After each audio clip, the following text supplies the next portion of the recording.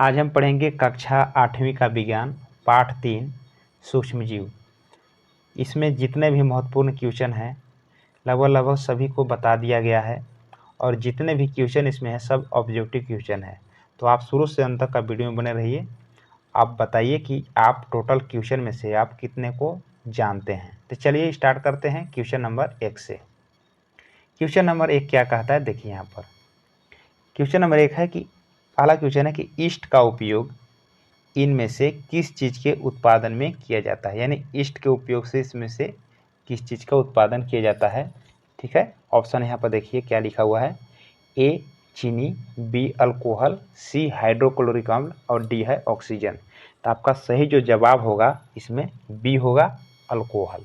ठीक है, यानी ईस्ट का उपयोग इनमें से किस चीज़ का उत्पादन किया जाता है, तो अल्कोहल के उत्पादन में किया जाता है ईस्ट का प्रयोग। ठीक है, देखते हैं इसका अगला क्वेश्चन। अगला क्वेश्चन देखते हैं क्वेश्चन नंबर 2। क्वेश्चन नंबर 2 है इसमें कि निम्न में प्रतिजैविक कौन है। तो बताना है आपको कि निम्न में प्रतिजैविक कौन है। तो आपका जवाब क्या होगा, देखिए ए ऑप्शन है yeast, B alcohol, C sodium bicarbonate और डी स्ट्रेप्टोमाइसिन। तो सही आपका जवाब हो जाएगा ऑप्शन नंबर डी स्ट्रेप्टोमाइसिन। ठीक है, देखते हैं इसका अगला क्वेश्चन। क्वेश्चन नंबर 3 देखते हैं। तीसरा क्वेश्चन है कि सूक्ष्म जीव कहाँ पाए जाते हैं। ठीक है, ए ऑप्शन है जल, बी वायु, सी मिट्टी और डी इन सभी जगहों पर। यानी सूक्ष्म जीव कहाँ पाए जाते हैं, तो ऑप्शन नंबर डी जो है वो सही होगा, सभी जगहों पर पाई जाती है, जल में भी, वायु में भी और मिट्टी में भी। ठीक है ना, तो ऑप्शन नंबर डी सही होगा। देखते हैं इसका अगला क्वेश्चन। अगला क्वेश्चन है क्वेश्चन नंबर 4 देखते हैं। क्वेश्चन नंबर 4 क्या कहता है कि सबसे पहले कौन सा प्रतिजैविक खोजा गया था। ठीक है, इसमें देखिए पेनिसिलिन, स्ट्रेप्टोमाइसिन, टेट्रासाइक्लिन सभी प्रतिजैविक है, लेकिन सबसे पहले कौन खोजा गया था, तो आपका ऑप्शन ए आपका सही हो जाएगा, पेनिसिलिन। ठीक है ना, चलिए देखते हैं इसका अगला क्वेश्चन। अगला क्वेश्चन है यहाँ पर चीनी को अल्कोहल में बदलने की प्रक्रिया क्या कहलाती है। देखिए ए है मोल्डिंग, बी किण्वन, सी नाइट्रोजन स्थिरीकरण और डी है संक्रमण। तो सही आपका जवाब हो जाएगा बी किण्वन। ठीक है, बी हो जाएगा किण्वन। इसमें प्रश्न एक बनता है कि किण्वन का खोज किसने की, तो याद रखना है लुई पास्चर। ठीक है ना, देखते हैं इसका अगला क्वेश्चन। क्वेश्चन नंबर 6 देखिए क्या कहता है कि संचरणीय रोगों का सबसे मुख्य कारक है, मतलब एक दूसरे में कैसे फैल जाता है। ठीक है ना, तो ऑप्शन इसमें देख लीजिए, ए चींटी, बी ड्रैगन मक्खी, सी मकड़ी और डी घरेलू मक्खी। तो सही आपका जवाब हो जाएगा घरेलू मक्खी, ऑप्शन नंबर डी सही होगा। ठीक है, देखते हैं इसका अगला क्वेश्चन। क्वेश्चन नंबर 7 कहता है कि डेंगू परजीवी का वाहक है, यानी डेंगू किसके कारण फैलता है। ठीक है ना, तो आपका देखिए ऑप्शन यहाँ पर दिया है कि ए मादा एडिस मच्छर, बी मादा एनोफ्लिज मच्छर, सी कॉकरोच और डी घरेलू मक्खी। यानी डेंगू परजीवी का वाहक है, कौन वाहक होगा, तो ऑप्शन नंबर ए सही होगा, मादा एडिस मच्छर। मादा एडिस मच्छर के काटने से डेंगू बुखार होता है। ठीक है ना, आपको याद रखना है। देखते हैं इसका अगला क्वेश्चन।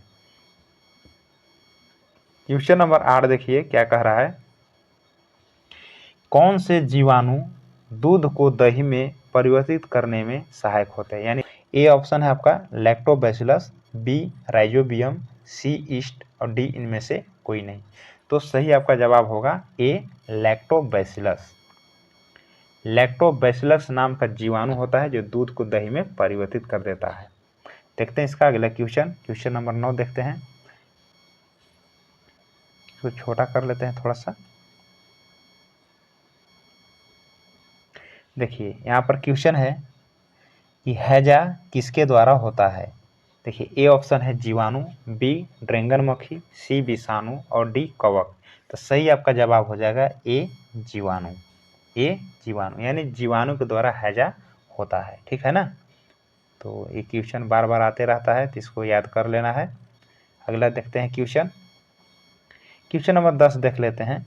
क्वेश्चन नंबर 10 क्या कहता है कि कौन से जीवाणु फलीदार पौधे की जड़ों तथा ग्रंथियों में पाए जाते हैं।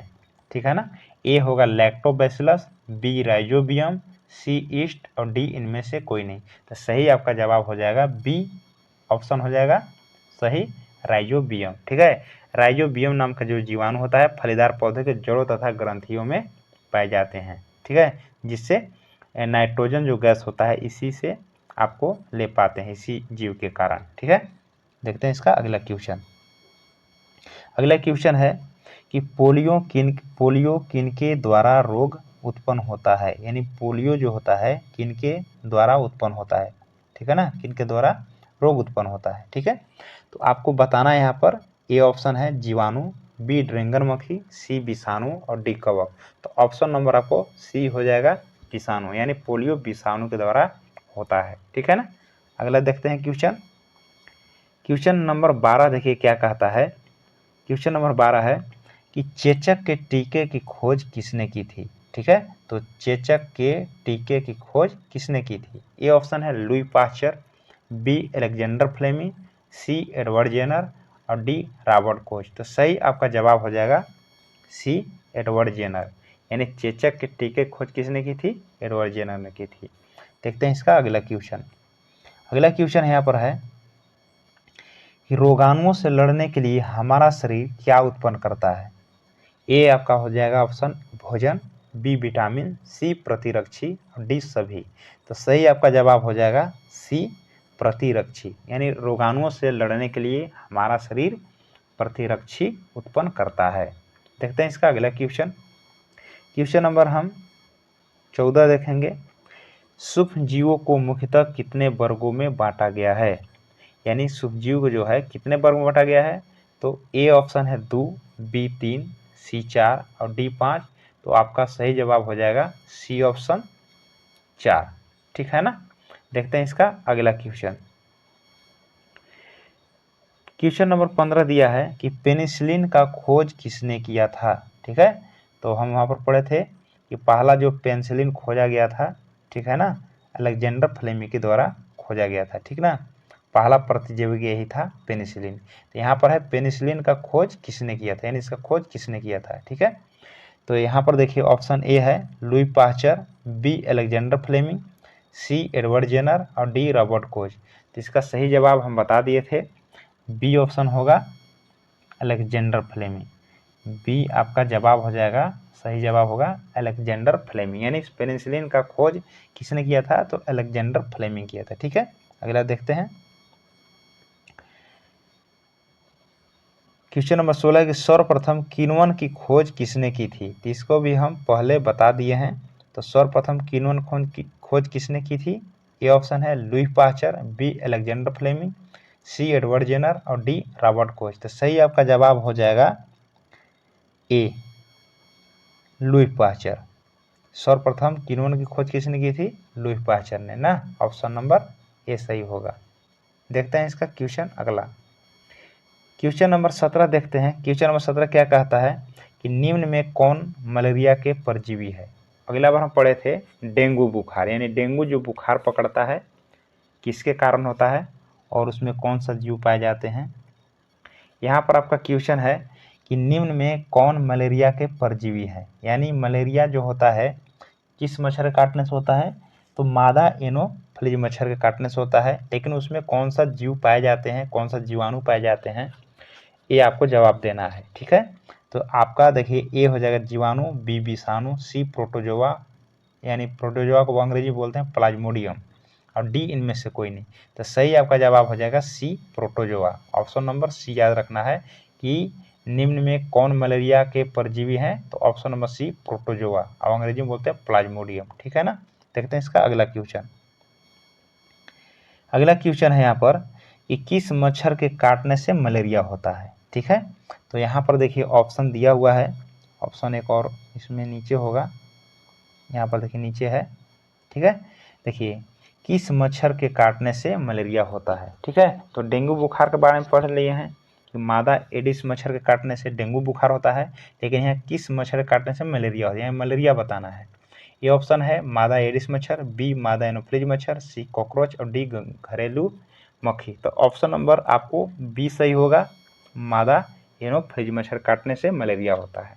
देखते हैं इसका अगला क्वेश्चन।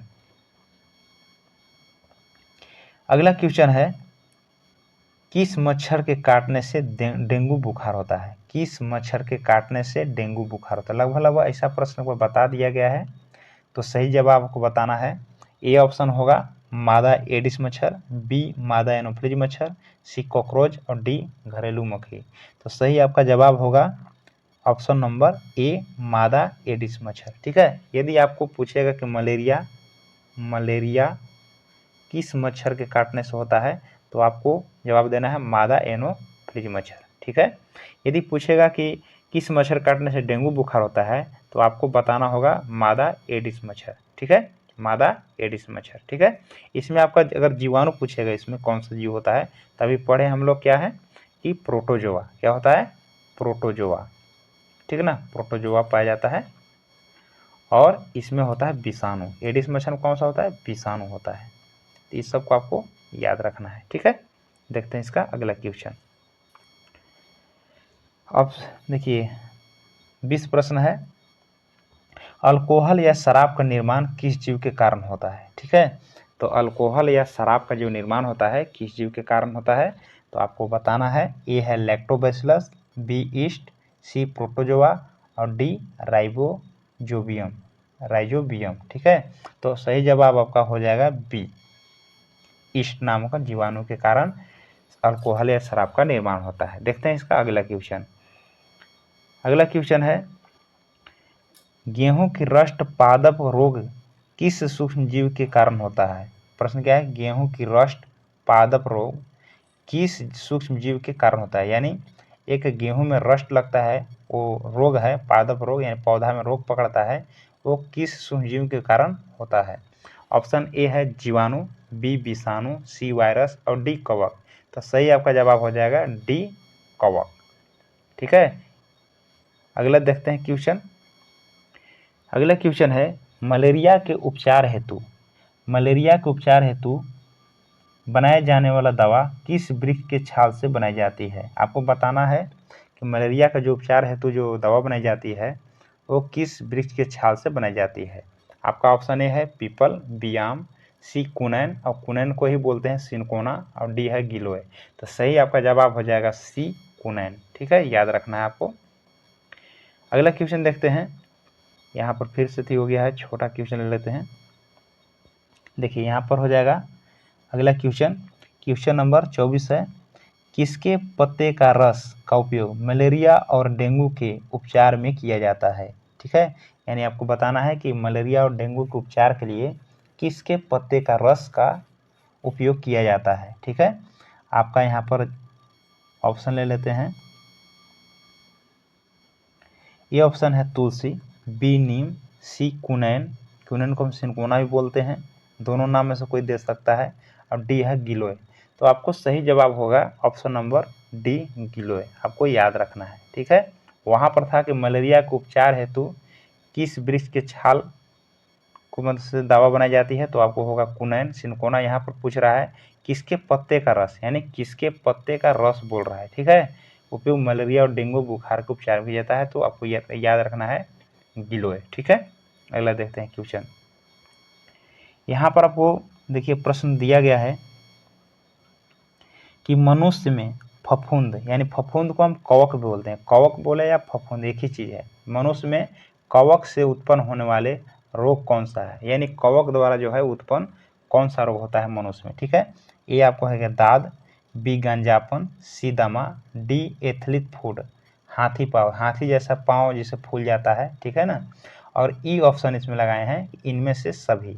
ठीक है, तो आपका सही जवाब हो जाएगा ई, ऑप्शन नंबर ई आपका सभी हो जाएगा। यानी आपको याद रख लेना है कि जो मनुष्य में जो कवक से उत्पन्न होने वाला जो रोग होता है, दाद भी होता है, गंजापन भी होता है, दमा भी होता है और एथलीट फूड, हाथी पाँव। ठीक है, आपको याद करने के लिए 4 ऑप्शन दे दिए हैं, तो आपको याद रखना है कि मनुष्य में जो कवक से जो उत्पन्न होने वाला रोग है ये चारों होता है। ठीक है, 3 में से सही जवाब होगा। ठीक है, अगला देखते हैं क्वेश्चन। क्वेश्चन नंबर देखिए 26। क्वेश्चन नंबर 26 क्या है कि पाचीकृत दूध के बारे में कौन सा कथन सत्य है। यानी पाचीकृत जो दूध का जो खोज किया है वो भी लुई पाचर है, ठीक है। तो उन्हीं के नाम पर पाचीकृत दूध नाम पड़ा है, ठीक है। तो देखिए पाचीकृत दूध के बारे में कौन सा कथन सत्य है, आपको बताना है कि पाचीकृत जो दूध होता है जो पैकेट में जो बंद होता है वो मतलब कौन सा सही होगा, ठीक है। देखिए ए है, इस प्रक्रिया में दूध को 70 डिग्री सेल्सियस पर गर्म करते हैं, पहला ऑप्शन है। दूसरा ऑप्शन है बी, इसके बाद 15 से 30 सेकेंड तक गर्म करने के बाद एकाएक ठंडा किया जाता है, दूसरा ऑप्शन हो गया। सी है कि इस दूध को बिना उबाले भी हम उपयोग कर सकते हैं, ऑप्शन नंबर तीसरा हो गया। आपको बताना है और डी ऑप्शन है इन उपयुक्त सभी यानी सभी। तो कौन सा सही होगा, तो ऑप्शन नंबर आपको डी हो जाएगा सही, यानी जितने भी कथन है ए बी सी ये सभी सही है, ठीक है। आपको याद कर लेना है, ठीक है। देखते हैं इसका अगला क्वेश्चन। अगला क्वेश्चन है बहुत आसान क्वेश्चन इसमें लिए हैं, ठीक है। देखिए वायुमंडल में कितना प्रतिशत नाइट्रोजन है, तो बहुत आसान है कि आपको ऑप्शन ए दिया है 78%, बी 21%, सी 1% और डी है 0.005%। तो सही आपका जवाब हो जाएगा ए 78%, ठीक है। तो नाइट्रोजन वायुमंडल में 78% है, 21% आपको ऑक्सीजन होते हैं और 1% अन्य में सभी होते हैं, और सब मिला देंगे तो 100 हो जाएगा, ठीक है।